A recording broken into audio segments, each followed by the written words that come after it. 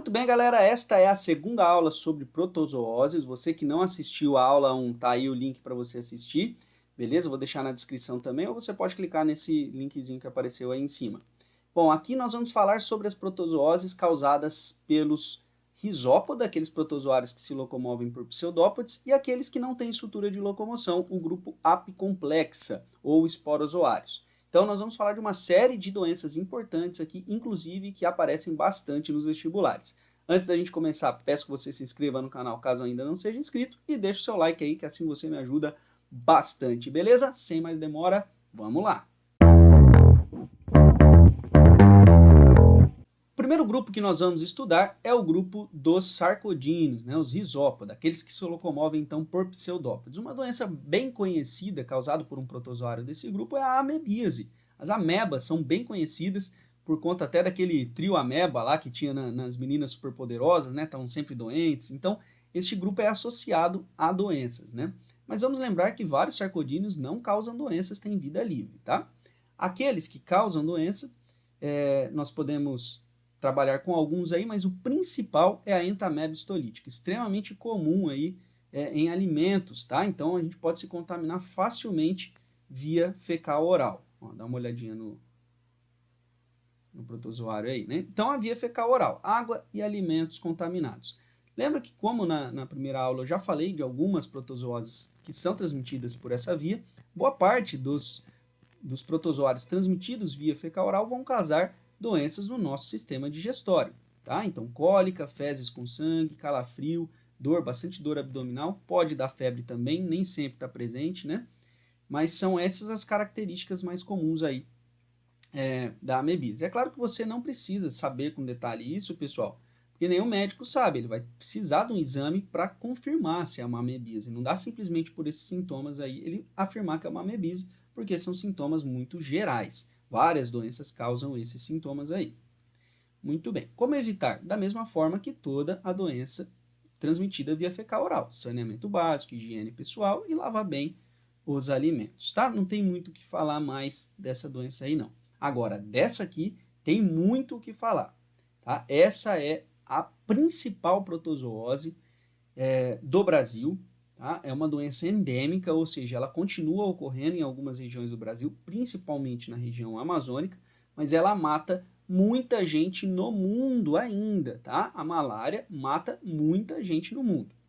Então, nós precisamos falar dessa doença com um pouco mais de cautela, né? Vamos aprofundar um pouquinho mais aqui na malária, tá? E é o ciclo mais complexo que vocês vão ver de protozoários.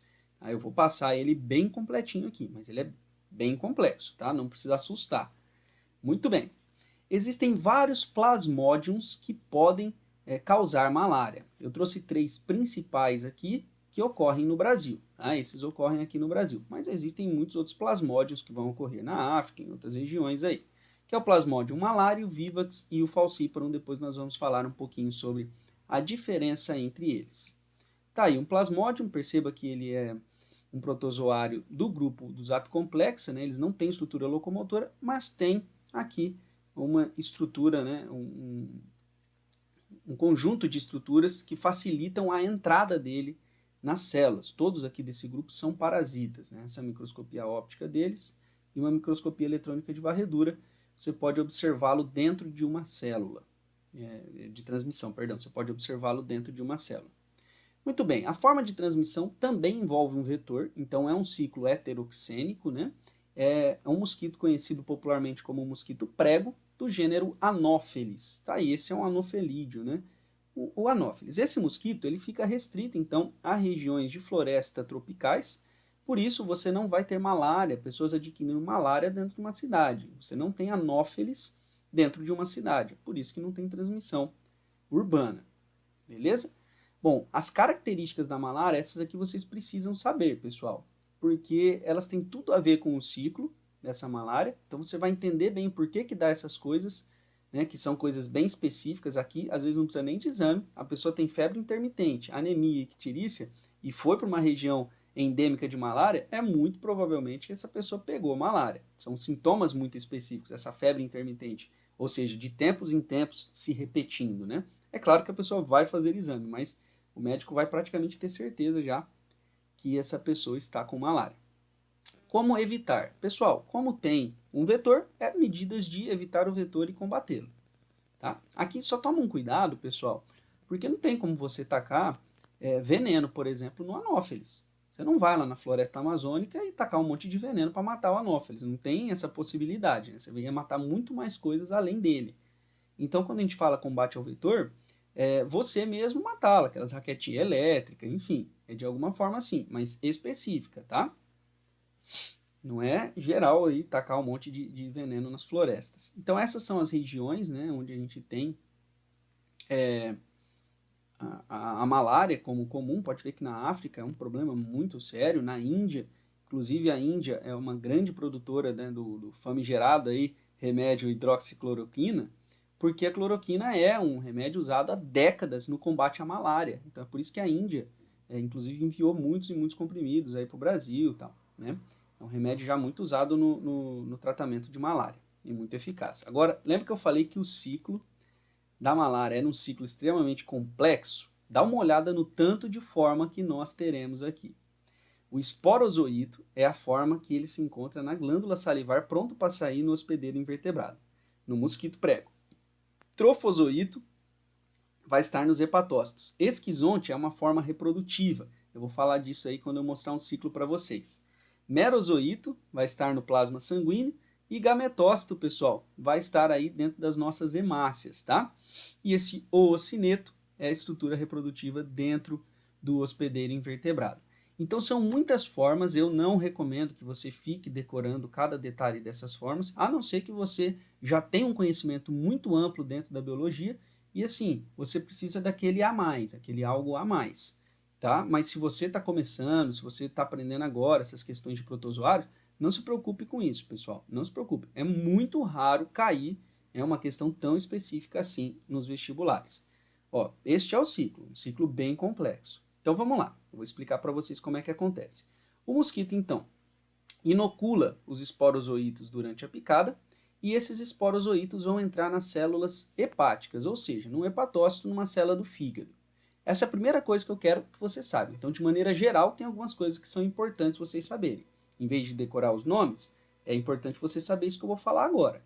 Existem duas etapas, três na verdade, né? 3 etapas no ciclo da malária. Assim que o protozoário entra no hospedeiro vertebrado, no ser humano, ele vai para o fígado. Para o fígado. Nas células do fígado, ele se reproduz, formando aqui um esquizonte, essa estrutura reprodutiva. Existe todo um detalhezinho sobre como ocorre isso. É um tipo de reprodução bem interessante. Ele primeiro multiplica os núcleos para depois formar uma membrana ao redor dos núcleos e de repente estoura um monte de célula. O nome dessa reprodução é esquizogonia, para quem quiser dar uma procurada. E aí ele sofre uma metamorfose e se torna um merozoíto. E é liberado aí um monte de merozoíto na corrente sanguínea. Então, depois de passar pelo fígado, o que acontece? Esses merozoítos liberados na corrente sanguínea vão infectar hemácias. E lá eles vão se reproduzir também, sempre assexuadamente, tá, gente? Aqui no ser humano, sempre assexuadamente. Eles vão se reproduzir. E aí, de tempos em tempos, né, todas as hemácias vão romper muito próximas, né, liberando novos protozoários, né, que também aqui vai se formar um esquizonte, né, enfim. E aí vai ser liberado um monte de trofozoítos aí. Pessoal, a grande questão é, quando essas hemácias rompem, todas quase que ao mesmo tempo, né, de acordo com o ciclo desse protozoário, elas vão liberar muitas substâncias tóxicas, que dentro das hemácias não tem problema nenhum, mas quando liberadas no plasma sanguíneo, vão causar uma reação no nosso corpo, e essa reação, uma delas é a febre. É por isso que, sempre que tem os picos de febre intermitente, isso está relacionado com o rompimento dessas hemácias. Tudo bem? Então isso é importante você saber. Beleza. Algumas dessas células que invadem as hemácias, em vez de se reproduzirem assexuadamente, dando origem a esse ciclo eritrocítico, né, que é o ciclo nas hemácias, que vão se rompendo de tempos em tempos, algumas dessas hemácias elas não vão ser rompidas. Pelo contrário, em vez de ter uma reprodução assexuada, este protozoário vai se transformar num gametócito. Um gametócito aqui. Este gametócito, pessoal, ele vai ser sugado por um mosquito prego, tá? Um mosquito prego pica um humano e ele suga as hemácias desse humano. E algumas dessas hemácias podem conter esses gametócitos, que são células que darão origem a gametas. E dentro já do pernilongo, esses gametócitos eles vão sofrer mudanças, tá? E vão se tornar gametas masculinos e gametas femininos, que são esses daqui. Tá? O macrogametócito seria um gameta feminino e o microgametócito um gameta masculino. E dentro do pernilongo vai ocorrer uma fusão. Tá? Depois sofre uma meiose, enfim, tem todo um processo um pouco mais complexo, mas não precisa se preocupar também com esse nível de detalhamento. E então a gente vai ter, resumidamente, dentro do mosquito, dentro do pernilongo, uma reprodução sexuada. A gente tem fusão de gametas, a gente tem fecundação. Aí forma-se esse oocineto no intestino do mosquito, ele vira um oocisto e se reproduz assexuadamente a partir daí. Então no mosquito a gente tem as duas reproduções, sexuada e assexuada. Tá? Então, por ocorrer reprodução sexuada no mosquito, pessoal, este é uma exceção. Tá? Na malária, quem é o hospedeiro definitivo é o mosquito. E nós acabamos sendo o hospedeiro intermediário. Isso é muito importante, beleza? O mosquito é o hospedeiro definitivo na malária, tá? E nós somos hospedeiros intermediários. Bom, aqui nós temos um quadro com os 3 tipos de malárias principais que podem ocorrer aqui no Brasil. Tem o Plasmodium ovale também, mas ele fica principalmente restrito à região da África, alguns países aqui da América do Sul também. Mas, enfim, esses são os principais que a gente precisa se preocupar.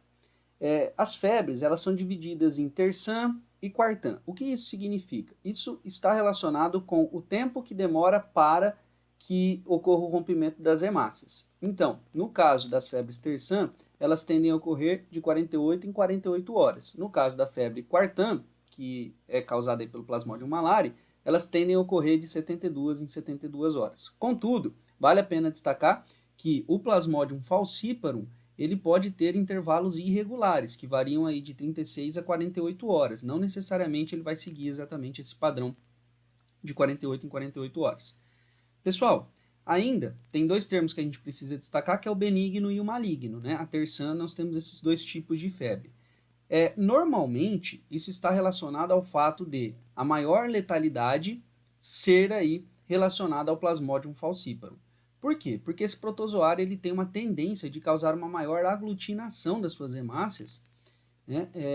Das suas hemácias não, né? Das nossas hemácias, fazendo com que possa ocorrer obstrução dos nossos vasos sanguíneos, o que pode levar o indivíduo, inclusive, a óbito. Então é muito perigoso. Contudo, o Plasmodium vivax, ele acaba sendo o principal plasmodium aqui no Brasil, responsável por mais de 70% dos casos de malária. Inclusive, ele pode sim levar a quadros graves e levar o indivíduo à morte. Mas o mais comum, pensando no mundo inteiro, que leva os indivíduos a óbito, é o Plasmodium falciparum, é o mais perigoso, por isso conhecido como febre terçã maligna. Beleza? Muito bem. Caminhando ainda por outras doenças causadas por apicomplexas, nós temos a toxoplasmose. A toxoplasmose é uma doença bem característica, aliás, bem curiosa, bem peculiar e de difícil diagnóstico. Tá? Nós tivemos já alguns casos, né? Eu moro em Londrina, aqui na nossa cidade de Londrina, nós tivemos alguns casos de contaminação massiva há uns anos atrás, por conta aí de pessoas beberem água da mesma fonte, de uma fonte contaminada, tá? O Plasmodium, Plasmodium não, né? O agente etiológico que causa toxoplasmose é o Toxoplasma gondii, tá? Ó, um exemplo dele aí na microscopia óptica ou na eletrônica de transmissão. Pode dar uma olhadinha que nós temos aí todo o aparato dele, do complexo apical para a invasão das células, né? Esse é um esqueminha para você dar uma olhadinha. Muito bem. E o modo de transmissão dele é principalmente via fecal oral, mas tem que se tomar o cuidado, porque a mãe pode passar para o bebê durante a gestação. Então, a transmissão chamada de transmissão vertical. Por isso que toda mulher que quer engravidar, ela tem que fazer aí o teste para a toxoplasmose, tá? Então, esse é um teste bem comum nas mulheres aí que engravidam ou que querem engravidar. Bom, qual que é a característica da toxoplasmose? Pessoal, Os principais sintomas de toxoplasmose, eles estão relacionados, na verdade, ao bebê. O grande perigo da toxoplasmose é o bebê em desenvolvimento. Quanto antes ele tiver no seu estágio de desenvolvimento, mais perigoso é a contaminação. Pode causar cegueira, aborto, retardo mental, enfim, é bem perigoso para o bebê. Contudo, no adulto, vai também trazer sintomas aí, só que sintomas muito inespecíficos. Então a pessoa vai se sentir mal, com o corpo meio dolorido, indisposta, mas ela não vai saber exatamente o que ela tem. É muito difícil. O diagnóstico demora da toxoplasmose. É difícil o médico que consegue identificar que é um caso de toxoplasmose. A não ser que várias pessoas procurem os postos de saúde ao mesmo tempo com sintomas semelhantes. Aí os médicos perguntam onde que tomaram água, onde que se alimentaram, e aí pode-se chegar à fonte da contaminação. Bom, para evitar isso, pessoal, higiene pessoal, cuidado com a alimentação, e aqui entra o ponto-chave, controle populacional de gatos. Gatos errantes. Lembra que na leishmaniose era cachorro? Então, aqui é gato. Por quê? O gato, ele é muito higiênico, então ele tem um hábito bem comum de enterrar as suas fezes. Cachorro não. O cachorro até pode se contaminar pelo Toxoplasma gondii, tá? Só que o cachorro faz o cocô dele e deixa lá. E aí o sol, em contato com o cocô, né, a radiação solar, acaba matando esse toxoplasma. No caso dos gatos, por eles protegerem o cocô, acaba ficando o protozoário protegido também, né? E aí o protozoário fica viável no cocô na sua forma de cisto. E aí uma pessoa que vai lá mexe numa caixa de areia, né? Ou a pessoa mesmo limpando a caixinha de areia dos gatos, brincando nessas caixas de areia que tem aí, criança, né, que brinca, na praia também, ela pode acabar se contaminando, tá? Obviamente também exame em gestante ajuda aí nesse processo de evitar, né, que uma mãe possa passar para os seus filhos. E aí vale a pena falar também, pessoal, que o Toxoplasma gondii ele é um dos protozoários mais inespecíficos que existem. Para que ele acabe contaminando, basta ter sangue quente. Então, aves, por exemplo, podem ser contaminadas e mamíferos diversificados podem ser contaminados pelo Toxoplasma gondii. Então, é uma injustiça botar a culpa só nos gatos aqui. Olha como os gatos são representados, né? Parece o próprio Satanás aqui. Mas por que tem relação com o gato? Não necessariamente precisa passar por ele, tá? Um humano pode, por exemplo, contaminar um alimento de outro humano, a água de outro humano. Mas como esse protozoário ele pode estar em ratos, pode estar em aves, o gato vai comer esses alimentos para ele e vai acabar se contaminando também. Tá? Aí o gato vai fazer o cocô e vai contaminar, então, uma areia, por exemplo, que a gente pode entrar em contato. Enfim, é mais essa a ideia. Mas não é só via as fezes do gato, a gente pode também contaminar via alimento, tá? Toxoplasmose, água e alimento contaminado, que inclusive é o mais comum.